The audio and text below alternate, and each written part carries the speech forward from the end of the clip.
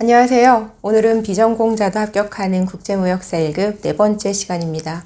오늘 우리가 살펴볼 부분은요, 바로 33페이지에 있는 무역계약의 이행 파트 4절과요, 그리고 5절에 있는 38페이지 무역 분쟁과 해결에 대한 부분입니다. 이 두 파트 오늘 함께 공부하고 넘어가도록 하겠습니다. 우선 4절에 있는 무역계약의 이행, 무역계약의 이행 이 부분은요, 우리가 이제 6절에서, 다음 강의죠. 6절에서 다루게 될 이제 비엔나 협약에 있는 내용들의 축소판이라고 보시면 돼요. 그래서 이해를 하고 넘어가는 정도로 해도 사실은 크게 무리는 없겠습니다. 무역계약이라고 하는 게, 무역계약의 성질을 떠올려 보시면 첫 번째가 유상계약이라고 하는 게 있었고요. 두 번째가 쌍무계약이라고 하는 게 있었습니다.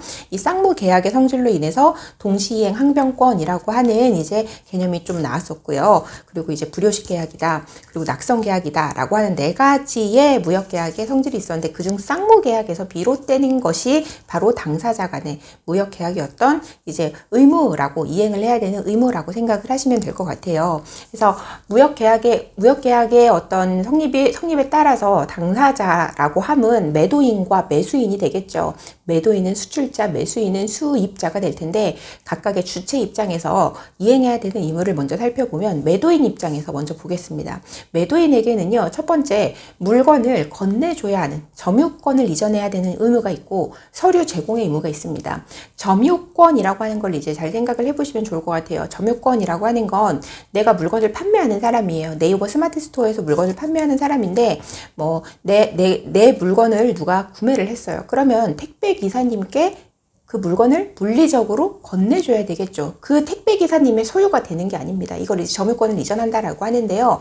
내가 물품을 수입자, 매수인에게 넘겨줘야 되는 나의 의무를 다하기 위해서 물품의 점유권을 이전을 해야 되고, 그리고 또 하나, 무역 계약이라고 하는 거는, 무역 계약이 성립이 되고 무역 계약을 이행을 할 때에는 양쪽 두 개의 나라가 있잖아요, 최소. 그럼 한쪽 나라에서는 물건을 외국으로 내보내요. 그리고 이 나라에서는 외국에서 온 물건을 들여와요. 이때 그냥 말없이 쓱 지나가는 게 아니라, 수출하는 국가에서는 그 나라 세관에 수출의 신고라는 것을 해야 되고, 수입하는 나라에서는 그 나라의 수입의 신고라는 걸 해야 돼요. 이때 그냥 말로 들어왔어요, 나가요 이렇게 되는 게 아니라 어떤 서류를 가지고 신고라는 걸 해야 되는데, 그때 그 필요한 서류 중에서 대부분이, 굉장히 중요한 서류들이, 핵심이 되는 서류들이 수출자가 작성하는 서류가 되겠다. 수출자는 이러한 서류들을 제공을 해야 될 의무가 있다라고 이제 보시면 되겠습니다.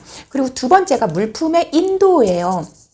이 물품은 당연히 계약에서 정한 바에 따른, 정한 바와 일치하는 물건이어야 되는데, 첫 번째 수량 맞아야겠죠.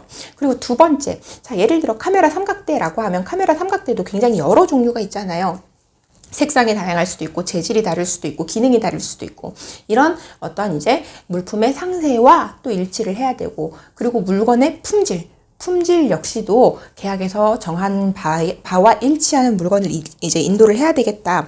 그리고 이제 물건의 포장입니다. 무역계약 조건에서도 나왔던 내용인데요. 이제 어떠한 이제 특수한 포장을 하기로 합의를 한 경우라면 그 합의에 따라서 포장을 해야 될 것이고, 그러한 합의가 없다라고 하면 해당 업계에서 이제 통상적으로 이용하는 방법에 따라서 포장을 할 필요가 있겠다. 그리고 내가 삼각대를 수출을 하는데 상대방이 원하지도 않았는데 제3자에게 권리가 있는 스파이더맨 그림을 빵 넣는다던가, 헬로우키티 그림을 빵 넣는다던가, 이런 식으로 하면 안 되겠다. 제3자의 권리로부터 달리 합의한 바가 없다면 제3자의 권리로부터 자유로운 물품을 이제 인도해야 하는 그러한 의무가 있겠다라고 보시면 되겠습니다. 자, 그럼 다음 페이지. 매수인, 수입을 하는 사람에게는 어떤 의무가 있을까요? 가장 쉽게 떠올리는 게 바로 대금 지급입니다. 물건을 샀으니 돈을 내야겠죠. 유상계약이잖아요. 무역계약은. 물건을 샀으니 돈을 내야겠죠. 돈을 내는데 그냥 단순히 돈을 내세요가 아니라, 언제, 어떠한 방법으로, 얼마나 돈을 낼 것인지, 양쪽 당사자가 정한 시기와 방법에 따라서 대금을 지급을 해야 될 의무가 있고, 이제 또 하나가 물품을 인수해야 될 의무가 있다라고 하는 겁니다. 물품을 내가 보냈어요. 내가 수출자인데 보냈어요. 그런데 상대방이 물건을 그 나라에 이제 항구에서 공항에서 있는 창고에 있는데 찾아가질 않아요. 그럼 그동안에 계속해서 보관 비용이라던가 이런 것들이 발생이 되게 되고, 그리고 그 물건을 운송을 한 운송인 역시도 물건 빨리 찾아가세요. 빨리 찾아가세요. 그리고 나에게도 돈을 주세요. 라고 막 이제 재촉을 하겠죠. 처음에는 매수인에게 재촉을 하겠지만 나중엔 매도인이 나한테까지 재촉을 하게 되고, 그러면 내가 물건을 다시 가져와야 되는 경우가 있을 수도 있어요. 매수인이 물건을 인수하지 않으면 기본적으로 그 사람이 물건을 가져가지 않았기 때문에 매도인 입장에서는 대금 지급이 아니죠. 대금 영수에, 대금 수취에 어려움이 있을 수 있고, 그 외에 물류비라는 부분에서도 손해가 생길 수 있고, 그 외에 기타 등등 또 다른 손해들이 계속해서 발생이 될 수 있겠죠. 그렇기 때문에 매수인에게는 물품을 인수하고 대금을 지급할 의무가 있겠다라고 보시면 되겠습니다. 이런 것들이 매도인과 매수인의 의무인데, 이런 의무를 하지 않았다라고 하는 건 그냥 안 했다가 끝일까? 아니에요. 의무를 이행하지 않는 이제 의무 불이행에도 유형이 4가지가 있습니다. 우리 교재에 보면은 첫 번째가 이제 의무 이행의 지연이라고 돼 있어요. 늦게 한다는 거죠. 늦게 한다라는 게 이제 첫 번째고, 두 번째가 바로 이제 이행의 거절입니다. 아, 내가 원래 있잖아. 대금 지급을 오늘까지 했어야 되는데 나 하지 않을 생각이거든. 이런 식으로. 이러한 경우에는 당연히 상대방 당사자는 계약의 해제를 선언을 할 수가 있겠고, 더불어서 자기가 입은 손해에 대한 어떤 손해배상 청구도 할 수가 있겠습니다. 그리고 이제 세 번째가 불완전 이행이에요. 대금 지급을 하긴 했는데 반만 했어요. 물건을 보내긴 했는데 다 보내지 못했어요. 이러한 경우도 이제 의무 불이행의 유형의 하나가 되겠고, 이거를 불완전 이행이라고 한다라고 보시면 되겠습니다. 자, 그리고 이제 네 번째가 이행 불능이에요. 이행 불능이라고 하는 거는 2가지로 구분을 할 수가 있는데요. 첫 번째가 원시적 불능, 두 번째가 후발적 불능입니다. 원시적 불능 같은 경우는 어떤 경우냐면, 제가 이제 한국에 있는 사람인데 아프리카에서요 금을 수입하기로 했어요. 그 아프리카 사람은 자기가 광산을 가지고 있지도 않고 금을 가지고 있지도 않아요. 근데 무역계약 성립은 가능하죠. 왜? 무역계약이 성립되는 그 당시에 반드시 해당 물건이 존재해야 될 필요는 없으니까요. 그래서 이제 선물계약으로 해서 이제 무역계약이 성립이 되었는데, 아프리카 사람이 무역계약이 성립된 다음에 나한테 물건을 보내려고 주위에 광산을 가진 사람이 금광을 가진 사람이 많으니까, 아프리카에 금광이 많잖아요. 주위에 막 얘기를 했더니 우리 광산은 어디 나라에 연간 뭐 계약량 이만큼 다 하기로 계약이 되어 있는데 물건을 찾을 수가 없는 거예요. 아프리카 사람이 처음부터 물건이 존재하지도 않았고 물건을 지금 현재 공급도 할 수 없는 상황이에요. 이러한 경우는 이제 원시적 불능이다라고 보시면 되겠고, 후발적 불능은 우리가 앞선 강의에서도 예시를 들었던 건데요. 우리나라 마스크 수출 금지를 예로 들 수가 있어요. 내가 이제 마스크를 수출하기로, 한국에 있는 나 김진욱이라는 사람이 마스크를 수출하기로 계약 체결을 했는데, 갑자기 어느 날 마스크 수출 금지가 돼버린 거예요. 그래서 이거는 우리나라 국내법 강행 규정에 따라서 금지가 된 거기 때문에 내가 어떻게 할 수가 없는 상황이죠. 이런 거를 후발적 불능이라고 한다라고 보시면 되겠습니다. 자, 그러면 이렇게 어느 한 당사자의 의무 불이행이라고 하는 것이 생겼을 때에 상대방 당사자는 그냥 가만히 깊은 빡침을 느끼면서 가만히 있어야 되냐? 그랬을 때 그건 아니다. 일단 기본적으로 야, 너 지금 다 하지, 이 너의 의무를 다 하지 않았지만 내가 좀 기다려줄게. 빨리 이거 해 라고 특정 이행을 청구할 수 있습니다. 그러면서 이럴 수 있어요. 원래는 오늘까지인데 있지 내가 특별히 일주일 더 시간을 주겠어? 라고 이야기를 할 수 있어요. 그게 바로 이행 기간을 지정을 할 수 있겠다라고 해서 첫 번째가 추가 기간 설정할 수 있다까지 나와 있고요. 그럼과 동시에 손해배상은 당연히 청구를 할 수 있다. 우리가 이제 다음 강의에서 다루게 될 비엔나 협약에서도 나오는 내용이지만, 이 손해배상 청구권이라고 하는 거는 거의 불사조예요. 권리구제를 할 때에 항상 살아있다. 뭐 이 정도 짚고 넘어가셔도 되겠고요. 그리고 상대방이 어떠한 계약 불이행이 나에게 있어서 내가 기대할 수 있는 나의 이익을 실질적으로 박탈했을 때에는 계약의 해제를 선언할 수 있다. 계약의 해제는 맘대로 아무 때나 선언할 수 있는 게 아니에요. 어떠한 내가 기대할 수 있는 나의 실질적 이익이 어떠한 이 기대 이익이 실질적으로 박탈되었을 때 계약 해제를 선언할 수 있고, 계약 해제를 선언하는 그 시점에도 손해배상 청구권은 살아있다. 불사조라고 생각을 하시면 되겠습니다. 자, 그리고요. 우리 수출자 입장에서 볼게요. 예를 들어서 아까 카메라 삼각대 얘기를 했었는데, 카메라 삼각대를 판매하기로 했어요. 난 카메라 삼각대를 아주 많은 종류를 너무너무 품질 좋은 거를 굉장히 저렴하게 공급하는 생산자예요. 카메라 삼각대를 이제 거래하기로 계약이 성립이 되었는데, 그 계약 성립 이후에 매수인이 물건을 나한테서 구매하고자 하는 수입자, 매수인이 삼각대에 대한 상세 스펙을 알려주기로 했단 말이죠. 그런데 그 사람이 나한테 그런 상세 스펙을 상품 명세라고 하는데요. 상품 명세를 보내오지 않아요. 이 경우에 수출자, 매도인인 나는 내가 스스로 이 가격에 적합한 물품 상세, 물품 명세를 작성을 해서 수입자에게 통지를 할 수 있습니다. 물론 이렇게 통지를 할 권리는 있지만 통지를 하고 난 뒤에 통지를 하면서 내가 어느 정도의 기간을 줄게. 너가 다른 의견이 있으면 나한테 써서 보내줘. 언제까지? 라고 이렇게 이야기를 할 수 있도록 그렇게 비엔나 협약에서는 사실 정해놓고 있기는 해요. 자, 그렇지만 매수인이 어떤 물품 명세를 확정하기로 했음에도 불구하고 물품 명세에 확정 통지를 하지 않는다면 매도인에게는 물품 명세 확정권이라고 하는 권리가 생긴다라고 이해를 하시면 되겠습니다. 자, 그리고 이제 매수인, 물건을 사는 사람이죠. 사는 사람 입장에서는 물건을 받아봤더니 마음에 안 들어요. 그럼 어떻게 할 수 있을까요? 이거 물건 하자 보완해주세요. 다른 물건으로 보내주세요. 대체품 보내주세요.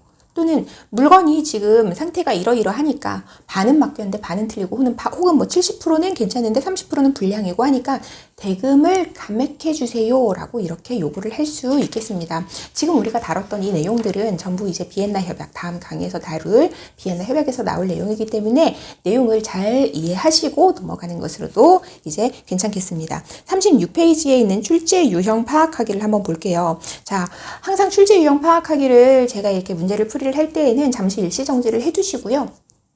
그러고 나서 문제를 풀어보신 다음에 이제 강의를 이어 듣는 것도 괜찮을 것 같아요. 다음 중에서 상대방의 의무불이행에 대한 구제 방법으로 옳지 않은 것은 했을 때 답은 4번인데요. 4번 보기를 보시면 수입자는 상대방의 물품의 명세를 확정하여야 함에도 불구하고 이를 이행하지 않을 경우 자신이 물품의 명세를 작성한 후 상대방에게 통지할 수 있다. 내용만 보면 맞는 것 같아요. 그런데 객관식이라고 하는 문제가 객관식 보기가 정말 치사하게 나오는 경우들이 있죠. 지금도 보시면 내용은 맞는 것 같지만 뭐가 틀렸나요? 네, 바로 주체가 틀렸습니다. 수입자가 아니라 수출자, 매도인이 되어야 맞겠죠. 그래서 이렇게 이 부분 정리를 하고 넘어가도록 하고요. 자, 38페이지 넘어가 보겠습니다. 무역 분쟁과 해결이에요. 자, 우리 무역 계약이라고 하는 게 성립이 되고 나면 어떻게 종료가 될 수 있을까? 가장 많고 가장 바람직한 것이 바로 아름다운 이별이죠. 무역계약이 성립이 됐으면 매도인은 매도인대로, 매수인은 매수인대로 자기가 할 일, 자기 의무를 다 하고 그래 이번 거래 좋았어 라고 하면서 아름답게 굿바이를 할 수 있으면 가장 좋겠다. 그게 이제 무역계약 종료 유형의 첫 번째 계약의 정상이행에 따른 종료가 되겠죠. 그리고 계약이 정상이행 되진 않았지만 이 정도면 우린 최선을 다했어. 우리 이제 그만 헤어지자 라고 하는 합의에 따른 종료가 있을 수 있겠고요. 그리고 또 하나 상대방이 어떤 의무를 불이행했어요. 지연이 되었든 불완전 이행이 되었든 아니면은 계약 해제 선언이 해제 선언이 아니라 의무 불이행의 선언이 되었든 아니면은 어떤 원시적 불능이나 후발적 불능이 되었든지 간에 이러한 상황이 발생돼서 상대 당사자가 권리구제를 신청을 한 거예요. 손해배상 하세요. 계약 해제할게요. 이런 식으로 해서 종료가 될 수도 있겠습니다. 가장 바람직하지 못한 경우죠, 사실은. 그리고 이제 네 번째 프러스트레이션이라고 하는 게 나오는데 우리 첫 번째 강의에서 다뤘던 내용이에요. 내가 무역 계약의 성립 당시에는 예상하지 못했었던 어떤 상황이 발생됐다.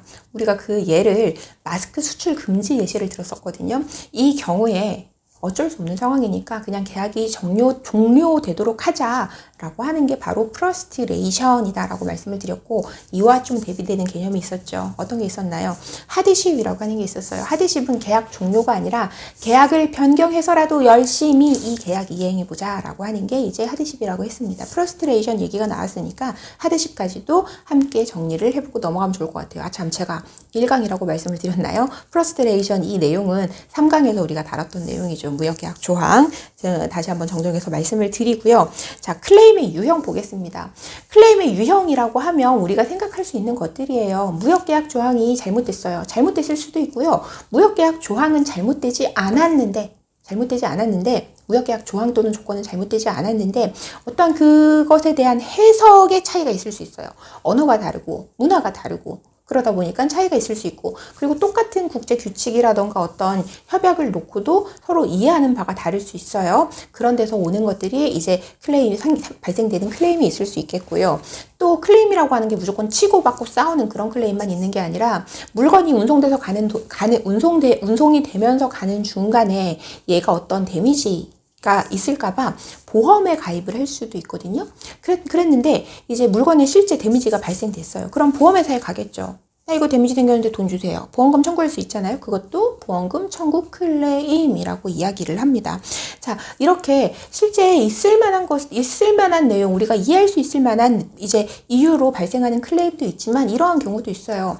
상대방은 최선을 다했고 그들의 의무를 다했어요. 그런데 이 무역 계약을 계속 이어가면 내가 손해볼 것 같아요. 예를 들어서 내가 우리 코로나가 처음 터진 게 이제 2월 정도였었죠. 2월 정도. 내가 그 해에 이제 여름에 혹은 이제 봄부터 팔려고 막 야외 놀이용품 막 이런 거를 수입을 하려고 이제 계약을 체결을 했단 말이에요. 무역 계약을 체결을 했단 말이에요. 그런데 코로나가 빵 터지면서 막 5월 그쯤부터 사람들이 출입이 막 여기저기 제한되고 밖에 놀러 못 가고 이렇게 생겼어요. 내가 올 초에 계약했던 물건 그냥 수입하면 엄청나게 손해볼 것 같은 거예요. 그래서 상대방한테 되도 않는 막 이상한 말도 안 되는 꼬투리를 잡아서 나 이 계약 더는 유지하지 못하겠어 막 이렇게 하는 것들. 이런 게 바로 마켓 클레임이 되겠다. 실제 어떤 사례가 있었냐면요. 유럽에서 우리나라에 에어컨을 수입을 하기로 했었어요. 그런데 그 해에 유럽의 여름 날씨가 더운 게 아니라 거의 막 진짜 추울 정도였던 거예요. 그 에어컨 당연히 안 팔리겠죠. 그래서 그 유럽의 회사에서 자기네가 계약한 모델도 아닌데 그냥 야 너네 회사 근데 에어컨 너무 모델 그 라인업이 너무 안 좋은 것 같아. 자기들이 모델 수입하기로 한 모델은 이미 정해져 있는데도 그런 식으로 하면서 계약을 파기하려고 시도했던 적도 있거든요. 이런 거를 이제 마켓 클레임이라고 합니다.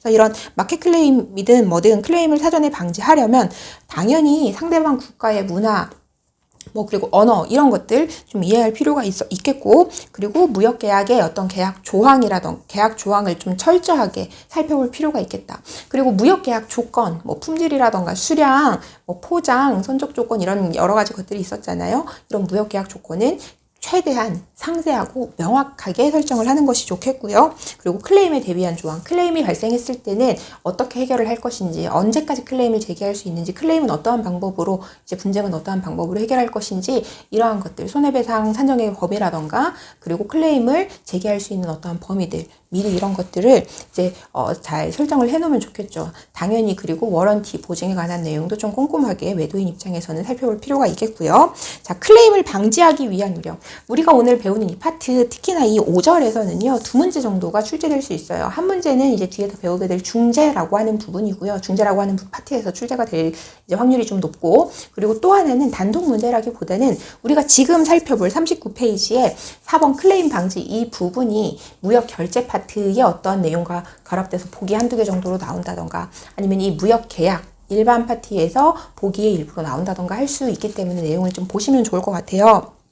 무역 조건의 설정, 우리가 이미 다 알고 있는 내용입니다. 그래서 신용장으로 거래를 하기로 한 경우에, 신용장은 제가 말씀을 드렸었죠. 간략하게. 거기에 이런 조건들이 막 붙어 있어요. 이거는 배가락 타고 오면 안 돼요. 그리고 나눠 선적하면 안 돼요. 이런 것들이 나와 있단 말이에요. 그런 것들, partial shipment라던가 transshipment 같은 것들, 가능한지 가능하지 않은지, allowed, not allowed 이런 식으로 표현을 하게끔 되어 있는데, 그걸 좀 잘 체크를 했으면 좋겠고, 그리고 선적기일 약정할 때 즉시 이런 표현, as soon as possible, promptly 이런 표현은 무시가 된다. 신용장 계약에서는 얘기를 했지만 항상 우리가 신용장 결제만 하는 건 아니기 때문에 비록 무시가 되지만 이러한 표현은 가급적 사용하지 않는 게 좋겠다라고 이제 이야기를 하고 있고요. 벌크카고 역시도 마찬가지입니다. 이제 과부족 용인 조항, 5%의 수량 과부족은 허용이 된다. 벌크 화물의 경우에는 그렇게 얘기를 했었는데, 이거는 신용장 거래를 할 때 얘기인 거고, 신용장 거래를 하지 않을 때에는 이게 자동으로 적용되지 않아요. 그래서 이런 부분, 벌크 화물, 이제 살물을 거래를 할 때에는 이런 부분도 신경을 써야겠고요. 그리고 중요한 게 신용조사를 하는 건데, 이 신용조사를 거래하기 전에 하는 게 중요합니다. 매도인이 물품을 선적하기 전에 한다.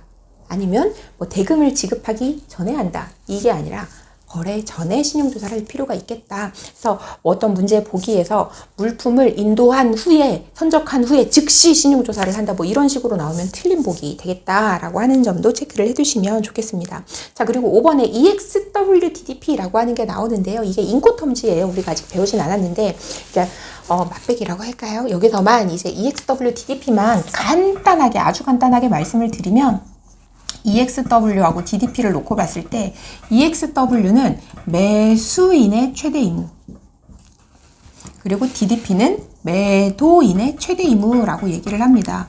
자, 무역거래라고 하는 게 아까도 말씀을 드렸지만 한 국가에서는 수출에 대한 어떤 신고를, 한 국가에서는 수입에 대한 신고를 한다고 말씀드렸잖아요. 보통은 수출국에서의 수출의 신고는 매도인이 하고 수입국에서의 수입의 신고는 매수인이 합니다. 그런데 EXW는 매수인이 양쪽 국가 거를 다 하는 거예요. 그리고 DDP에서는 매도인이 양쪽 국가 거를 다 하는 거예요. 그리고 물품의 전체 운송을 관장을 해요. 이렇게 최대 의무를 가지고 있거든요. 아니, 우리나라에서 수출 신고를 하고 우리나라에서 수입 신고를 하는 것도 이제 쉽지 않은 일인데 하물며 다른 나라 세관에? 쉽지 않겠죠. 그렇기 때문에 이러한 것들을 할 만한 경험이나 인력이 없다라고 한다면 가능한 한 이 거래 조건은 피하는 것이 오히려 더 좋을 수 있겠다라고 하는 내용이 지금 나와 있습니다. 자, 그리고 두 번째에 수출자의, 그러니까 매도인이죠. 수출자의 마켓 클레임 방지 대책이라고 해서 예시가 나와 있어요. 우리 문제 보기로 충분히 나올 수 있다는 말입니다. 우리 품질 결정 방법에서 세일즈 바이 샘플이라고 하는 게 있었죠. 그러면서 이 샘플이 어떤 물건을 공급할 때는 샘플과 equal, 똑같이 라는 표현보다는 almost equal이라든가 similar 라는 표현을 쓰는 게 좋겠다라고 이야기를 했었는데요. 지금 그 내용이 나와 있고요. 두 번째, 매수인의 DA 거래 요구에 대해서 유전스 LC를 요구했다, 거래를 제의한다 라고 되어 있는데 LC라고 하는 것은 제가 앞선 강의에서도 말씀드렸던 신용장을 말하는 거예요. 그래서 LC는 Letter of Credit의 준말, LC라고 이야기를 합니다. LC라고 하는 건 뭔가요? 내가 물건을 수출하는 사람인데 수입자 나라의 수입국의 은행이 나한테 우리나라 수입자 대신에 돈 대신 줄게 라고 얘기를 하는 거잖아요. 은행이 어떻게 보면 약속을 해주는 거예요. 돈 준다고. 그래서 유전스라고 하는 거는 돈을 좀 이제 한꺼번에 받는 게 아니라 좀 늦게 받을 수 있는 그런 거다라고 생각하시면 좋겠는데 그래도 은행이 나한테 돈 주기로 약속을 한 거잖아요. DA는 뭐냐면요. 은행이 돈을 대신 받아다 주는 거예요.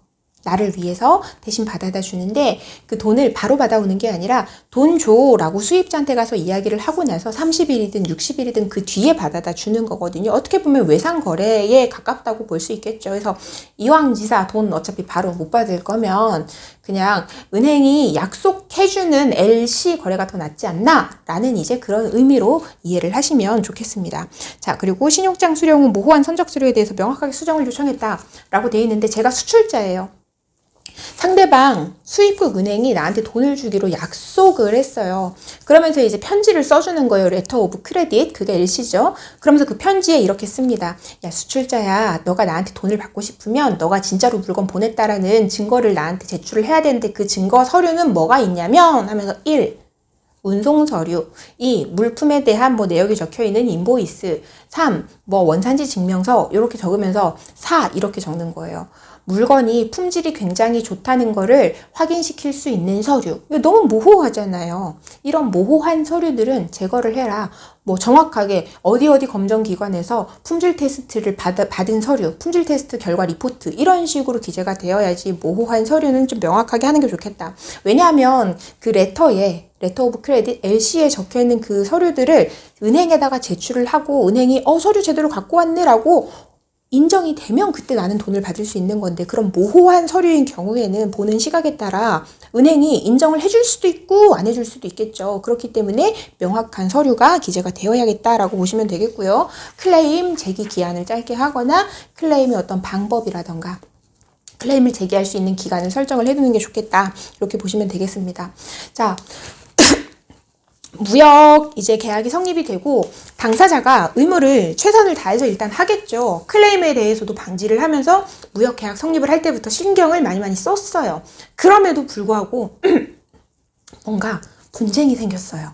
싸움이 났어요. 이때 어떻게 해결을 할 수 있겠냐 라고 하는 게 바로 우리 40페이지에 나와 있는 내용이에요. 그래서 보시면 총 4가지 방법이 있는데요.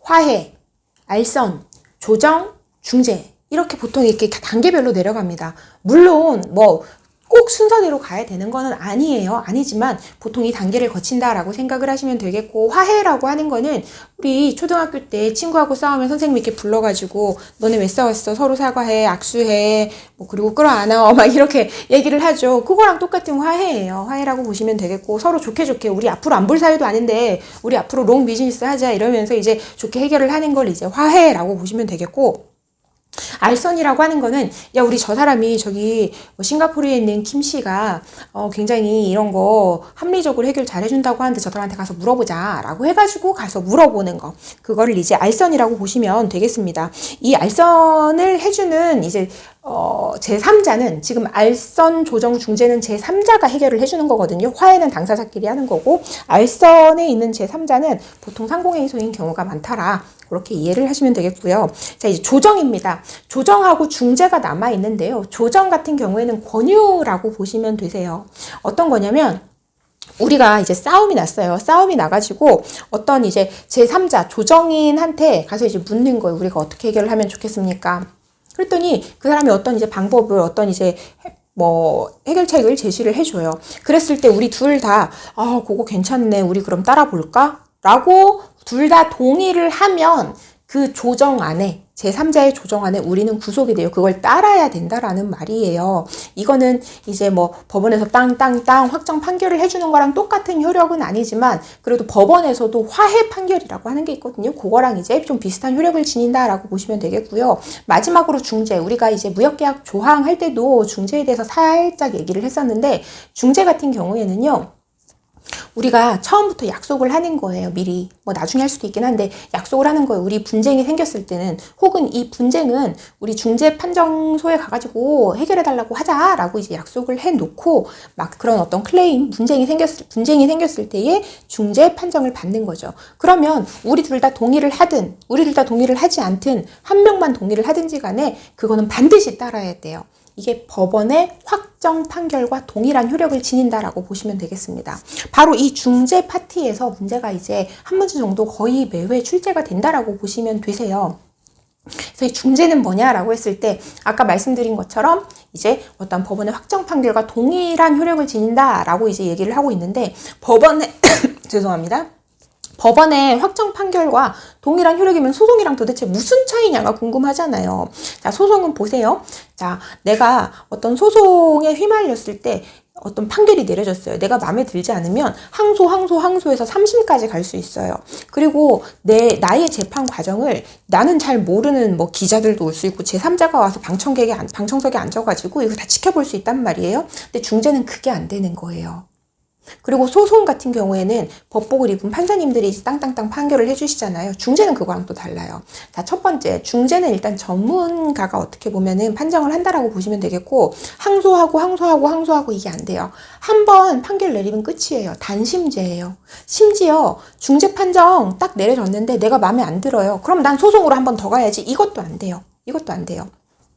그래서 일단은 빠르게 끝나기 때문에 여러 가지 비용적인 부분, 시간도 시간이지만 비용적인 부분 절감이 되겠죠. 막 우리 소송에서 항소하고 하려면 변호사 비용도 나가고 막 이러잖아요. 그렇기 때문에 일단은 시간이 빠르게 단축이 되고 비용이 절감이 된다. 그리고 이제 중재 같은 경우에는 우리 소송처럼 재판할 때 와가지고 사람들이 자기 마음대로 들어와서 막 볼 수 없어요. 국제 중재 규칙에 뭐라고 되어 있냐면, 관계없는 사람은 들어올 수 없다. 이 재판 관련하면서 이제 뭐 방청할 수 없다 이렇게 돼 있거든요. 그래서 이렇게 비밀에 붙여지는 거예요. 그러다 보니까 뭐 우리 회사에 대해서 안 좋은 소문이 날 확률이 적겠죠. 야, 저 회사 뭐 때문에 어느 회사랑 뭐 때문에 이렇게 뭐 지금 싸우고 있던데 거기 진짜 품질 안 좋은 거 아니야? 이런 소문이 날 확률이 적은 거예요. 그래서 이렇게 비공개로 진행이 된다. 그리고 중요한 게, 제가 그 무역 계약 조항 할 때도 말씀을 드렸지만, 이제 우리나라 대한상사중재원에서, 내가 미국의 탐이랑 싸움이 났는데 우리나라 대한상사중재원에서 내 손을 들어줬어요. 근데 미국에 있는 탐이 그걸 따르지 않아요. 대한상사중재원에 내렸는데 어떡하지? 뉴욕 협약이라고 하는 게 있어서, 그 뉴욕 협약에 의해서 한국의 대한상사중재원에서 내려진 중재 판정이라고 하더라도 미국에서 강제 집행을 할 수가 있겠다. 이런 장점이 있다라는 게 바로 중재라고 이제 이해를 하시면 좋겠습니다.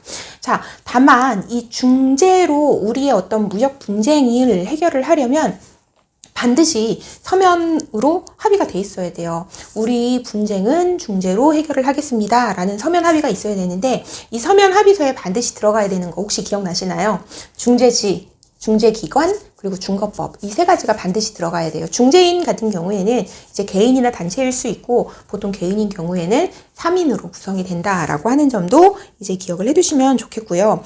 중요한 건 이 중재 합의문이라고 계속 말씀을 드리죠. 문서로 되어야 되는 겁니다. 우리 무역계약의 어떤 성질 중에 불효식 계약, 인포멀하다는 어떤 특징이 있었죠. 그러면서 제가 그 무역계약 조항 부분에서 헷갈리지 않으셔야 된다라고 말씀을 드렸어요. 중재 같은 경우에는 반드시 서면 합의가 필요하다라고 말씀을 드렸고요. 이 서면 합의는 무역 분쟁이 일어나기 전에만 작성을 해야 되냐? 그거는 아니에요. 무역 분쟁이 일어나기 전에 작성이 되면 당연히 좋겠죠. 근데 이미 분쟁이 발생이 된 다음에 야, 우리 분쟁은 중재로 해결할까? 라고 해서 사후 중재 합의문을 작성할 수도 있어요. 다만 무역 분쟁이 이미 발생한 다음에는 사후 중재 합의를 하기가 쉽지는 않겠죠.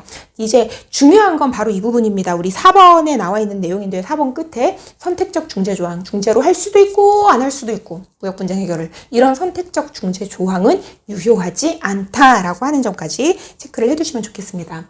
자, 중재 판정 할 때에 한 사람이 참석하지 않아요. 그럼 그 사람 무작정 기다려야 되나요? 다른 날로 바꿔야 되나요? 아니요. 그대로 이제 심리는 진행을 할 수가 있겠다라고 보시면 되겠습니다. 이런 중재는 우리가 어떤 순서로 봤을 때는 화해, 알선, 조정 다음에 보통 중재가 내려오기도 하지만, 실제 무역 거래 당사자들 간의 어떤 이행을 놓고 봤을 때는 우리가 앞선 4절에서 보았던 것처럼 처음에 특정 이행 요구하면서 추가 기간 지정해주고, 그러다가 이제 실질적 박탈이 되었다고, 내 이익이 실질적 박탈이 되었다고 이해가 되면 계약 해지하고 손해배상 청구하면서 중재 이제 신청을 하는 경우가 100%는 아니지만 굉장히 많다라고 해서 이 내용 자체가 또 문제의 보기로 나올 수 있으니까 체크를 해두시면 좋겠습니다.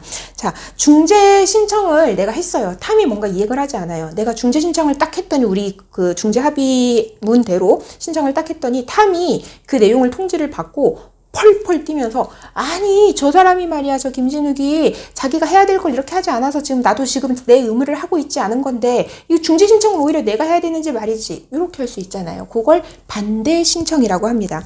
그게 바로 우리 41페이지 8번에 나와 있는 내용이고요. 9번에 있는 직소금지 효력은 아까 말씀을 드렸던 건데요. 직소금지 효력, 중재 판정에 의해서 어떤 판정이 내려진 똑같은 사안에 대해서는 소송할 수 없다, 직소금지 효력이라고 하고, 이 표현도 함께 익혀두시면 좋겠습니다. 그리고 중재 판정의 효력은 기판력, 확정력, 집행력을 지닌다. 즉 법원의 확정 판결과 동일한 효과가 있다라고 보시면 될 것 같아요.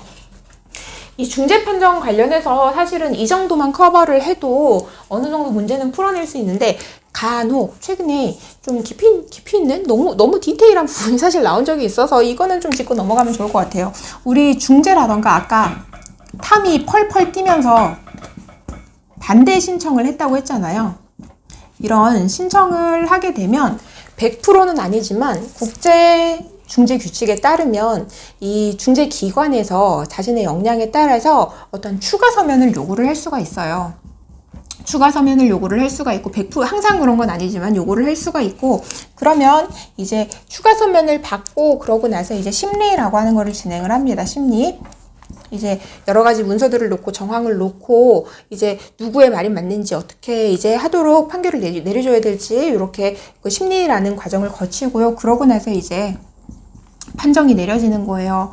판정은 이제 뭐 일단 임의가 아니라 뭐 중간 판정, 잠정 판정, 일부 판정 이런 것들이 있을 수 있고, 그러고 나서 이제 최종 판정이 내려지는데요. 이게 기간이 나왔어요. 한번 시험 문제에.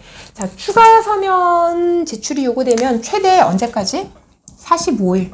추가 서면 제출 기한은 최대 45일이고, 그리고 판정 최종 판정 말하는 겁니다. 최종 판정도 45일인데 언제서부터 45일이냐, 뭐 이것까지는 안 나올 것 같기는 해요. 뭐 최종 어떤 서면이 제출되었다면 최종 서류가 제출된 날 또는 이 심리가 종결된 날 중 더 늦은 날로부터 45일 이내에 최종 판정이 이루어져야 된다라고 이렇게 보시면 되겠습니다. 뭐 국제 중재 규칙에서는 종국 판정이라는 표현을 쓰긴 합니다. 자, 이제 드디어 이제 7번에 국제 중재 판정의 승인 및 집행이라고 해서 뉴욕 협약에 대한 이야기가 나옵니다. 이 뉴욕 협약 같은 경우에는요, 뭐 플레임으로는 외국 중재 판정의 승인과 집행에 관한 뭐 유엔 협약이라고 이제 되어 있고, 대부분 실무에서는 거의 뉴욕 협약이라고 이제 부르고 있어요. 얘는 이제 외국에서의 중재 판정을 이제 집행할 수 있도록, 집행을 실현할 수 있도록 주는 힘이라고 보시면 돼요. 당연히 이 협약에 가입되어 있는 국가에 이제 한해서 적용이 되겠지만, 대부분의 우리와 교역을 하는 나라들은 뉴욕 협약의 이제 태역국이다라고 이제 보시면 되겠고요. 이게 대한상자중재원에서 내려진 중재 판정을 그러면 다른 나라에서 무조건 다 실행시킬 수 있냐, 집행할 수 있냐라고 했을 때 100%라고 할 수는 없어요. 뭐 예를 들어서 뭐 공공의 어떤 질서에 반하는 뭐 살인 뭐 이런 거 관련된 것들, 이런 거 당연히 안 되겠고, 그 외에 중재 판정의 집행이 어려운 경우들이 지금 표에 나와 있거든요. 내용을 이제 한번 쭉 읽어 보시면 사실 어려운 내용은 아닌데, 뭐 봤더니 한쪽 당사자가 미성년자예요. 금치산자예요. 한정치산자예요. 처음부터 행위 능력이 없었던 사람이었던 거예요. 이런 경우에도 중재 판정이 외국에서 집행되기가 어려울 수 있겠고요. 그리고 어떠한 이제 절차적 오류라고 해서 중재인, 중재기관 중급 설정 과정이라던가 아니면 절차에 대한 통지 이런 부분에 있어서 좀 한쪽 당사자한테 불리하게 되었다던가, 아니면 절차적으로 원래 있었어야 되는 부분이 누락이 되었다던가, 아니면 좀 실제 합의한 절차와 다르게 뭔가 구성이 되었다던가, 이런 경우에도 이제 외국에서의 집행이 불가하게 되겠다. 그리고 국제 중재 규칙에도 나와 있지만, 중재 판정은요, 딱 그 판정을 해야 되는 그 범위 안에서만 판정을 해야 돼요. 거래가 이만큼, 무역 계약 거래가 이만큼 이루어졌는데 우리가 분쟁이 난 부분이 이 부분이에요. 그럼 이 부분에 대해서만 판정을 해야지, 뭐 이제 오지라퍼처럼 이거에 대해서도 같이 판정을 하고 하면 이거는 무효가 된다라고 보시면 되겠습니다. 그리고 구속력을 아직 발생하지 않았거나 어떠한 이제 판정이 취소되거나 정지된 경우, 법적 근거가 미비한 경우, 이런 경우들도 국제 중재 판정이고 뉴욕 협약 가입 체류국이라 하더라도 외국에서의 집행이 불가할 수 있겠다라고 이렇게 보시면 되겠습니다. 자, 42페이지 우리 출제 유형 파악하기 한번 보도록 하겠습니다. 사실은 이것도 앞에 다 설명을 드렸던 부분인데요. 자, 1번 문제 볼게요. 국제 중재 판정의 승인 및 집행에 대한 설명으로 틀린 것은? 자, 이렇게 해서 지금 답은 2번인데, 이게 국제 중재 판정과 직접적인 연관이 있는 내용은 아니지만, 이런 식으로 준거법하고 재판관 할지가 다르면 안 된다, 뭐 같아야 한다, 일치해야 한다, 이런 식으로 틀린 보기가 나올 수 있어요. 그래서 문제 하나에 정말 딱 그 파트에 있는 문제만 나오는 건 아니기 때문에 파트를 공부를 하실 때에는 앞에 있는 내용도 함께 떠올려 보실 수 있으면 좋겠고, 지난번 아마 문제 풀이를 할 때도 말씀드렸던 것 같은데, 틀린 보기를 찾아라 할 때에는 맞는 보기, 다른 보기들도 꼭 보시고, 그리고 맞는 보기를 찾아라 할 땐 틀린 보기도 보시고, 그리고 틀린 보기는 맞게 고치시면서 복습을 하시는 그런 습관을 들이시면 좋을 것 같아요. 자, 오늘 이 강의도 들으시느라 수고 많으셨고요. 그냥 책 덮으시지 마시고 한번 쭉 천천히 정독하시고, 그리고 앞에 우리가 공부했던 부분 핵심 요약 보시면서 좀 더 리마인드 하면서 오늘 공부 마무리 하실 수 있도록 그렇게 부탁드리겠습니다. 이번 시간도 수고 많으셨습니다. 감사합니다.